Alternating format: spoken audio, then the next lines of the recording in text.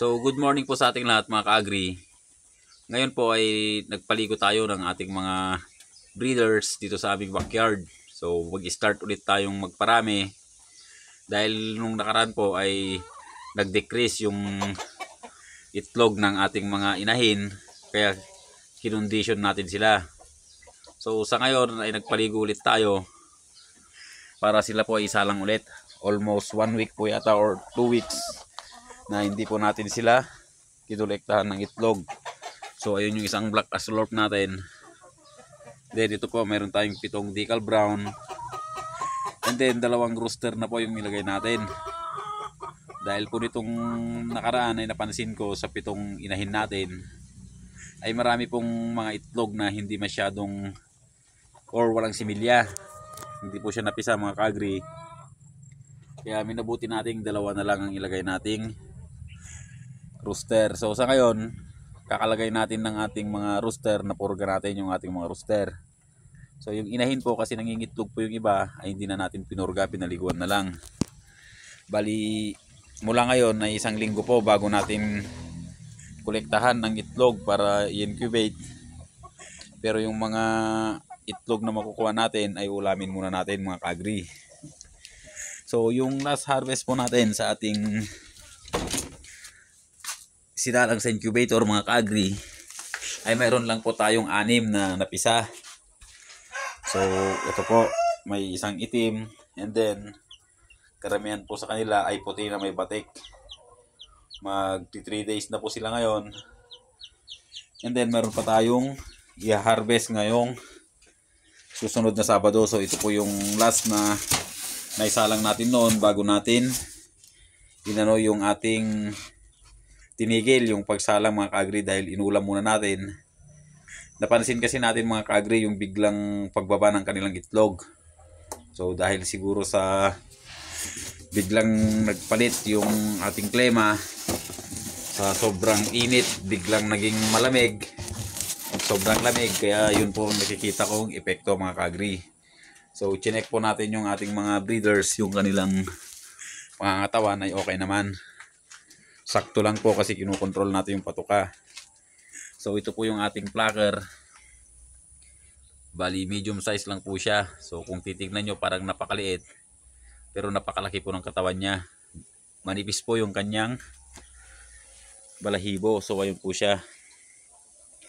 Pinaris po natin yan sa ating malaking inahin. So naglilimlim na po yung inahin natin na isa. Bali pinabayaan na lang natin. And then dito sa ating mga manok dito, ba't may nahalong inahin, ipapasok natin. So dito po sa ating mga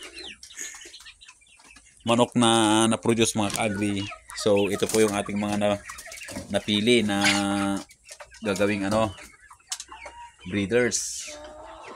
So yung iba mga ka-agri ay nabili po sa atin. So hindi pa naman sana tayo magbebenta.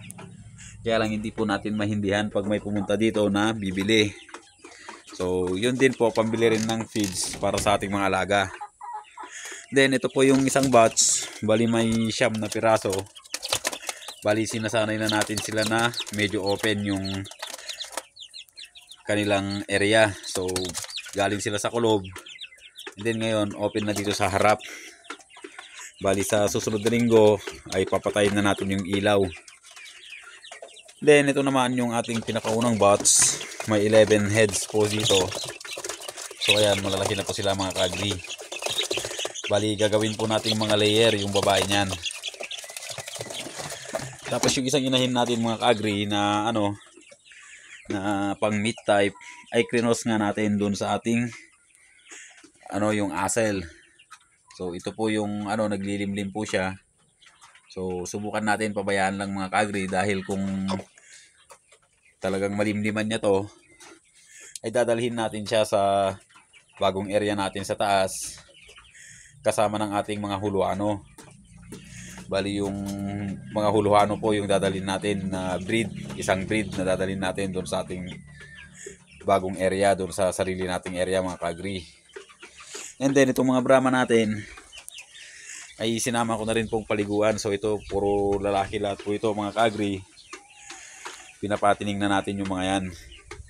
Bali, kunin na lang natin yung kanilang tamang timbang para naman may dispose na natin. So itong mga Brahma natin mga ka-agri ay sinama na rin natin sa ating mga pinaliguan. And then napansin ko tong mga inahin natin mga ka-agri ay medyo nagbabago na yung katawan.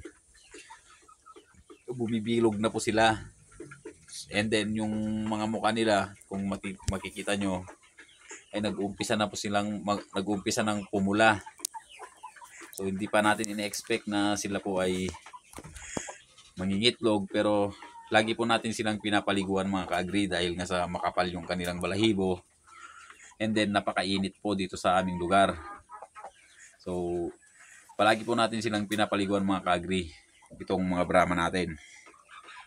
Ito po ay dadalhin din natin mga ka-agri dun sa ating area na bago.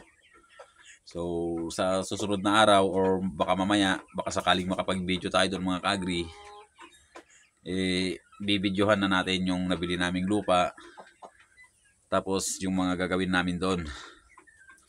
So start na naman po mga ka-agri ng ating pagpaparami ng mga manok dahil kulang pa talaga yung ating mga na-produce. So dito sa isang batch, yung pinakahuling batch noon doon sa pure na decal brown, ay ilan lang po yung babae. So ito po sila. Yung isang lalaki hiniwalay ko na po. Bali mayroon yata ditong 1, 2, 3, 4, 5 na babae. Bali 6. Kaya lang yung isa, yung anak ng Brahma, tsaka yung malaking ano yun natin, inahin. As ito yung dadalhin natin sa bundok, doon sa isang area natin doon sa bundok na doon tayo nag-aalaga ng mga native.